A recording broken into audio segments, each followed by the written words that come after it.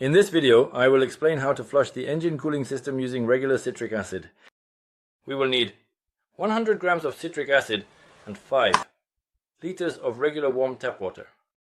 First, we open the expansion tank. You can hear a hiss, which means the cap is working properly. You can see a lot of rust, and it's urgently necessary to change the basin. Now we take a suitable container, in my case it's an old basin, and place it under the car's engine. And we unscrew the plug of the cooling system. The heater valve. It should be open at this point. We take a 14mm socket wrench and unscrew the drain plug of the cooling system.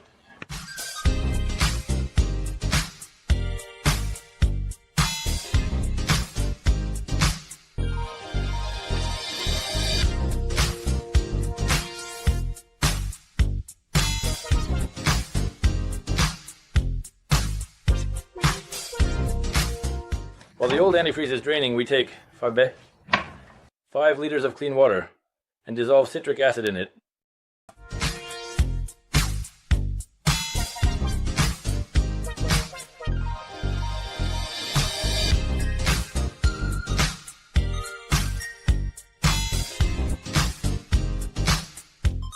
Now the citric acid is completely dissolved in the water.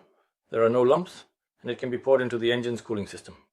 You can see that the antifreeze is completely opaque and looks like rusty sludge. Now, screw the drain plug of the engine's cooling system back in place and pour in the acidic solution.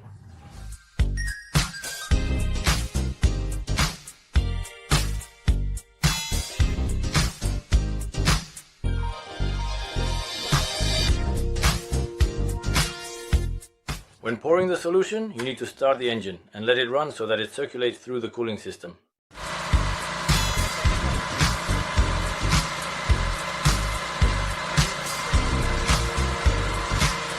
I've driven around the city quite a bit. The engine has warmed up well, and now we can see what happened to the acid solution.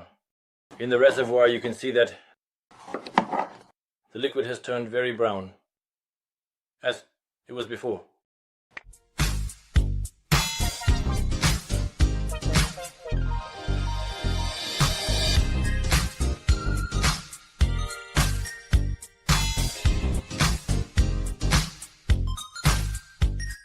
I will also drain the liquid from the radiator valve by unscrewing the lower plug.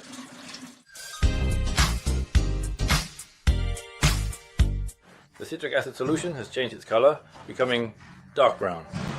So the engine needs to be flushed again. We flush the system with clean tap water and pour in the citric acid solution again.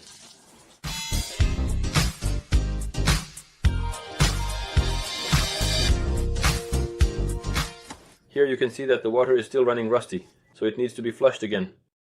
I drove for the second time, and let's see what the water will be like now. And you can see that there's still a lot of dirt left. The nests on the glass are black. After flushing with acid, you need to pour regular tap water, but hot, and let the engine run a bit more. 10 to 15 minutes.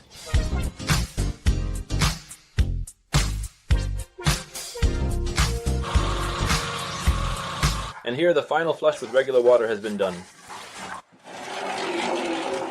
The water is already clean, so you can pour coolant or antifreeze into the engine's cooling system.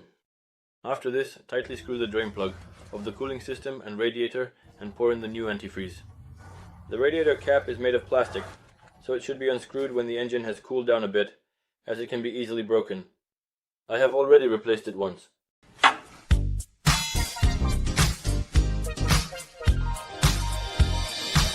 Tighten the bolt of the engine cooling system.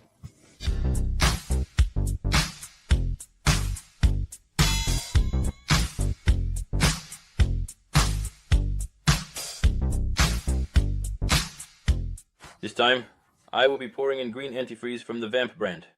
The engine cooling system has a capacity of 7 liters, but 2 liters never come out, so I only pour in 5 liters.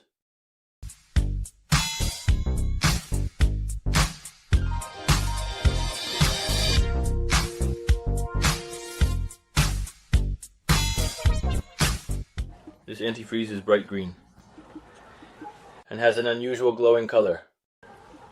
All spills need to be cleaned up to prevent damage to the bodywork. Now it's necessary to squeeze the rubber hoses to let the air out of the system. Gently pump the car to ensure the antifreeze reaches all the small openings in the engine cavity. Now start the engine and let it run for 5 minutes. And check the fluid level.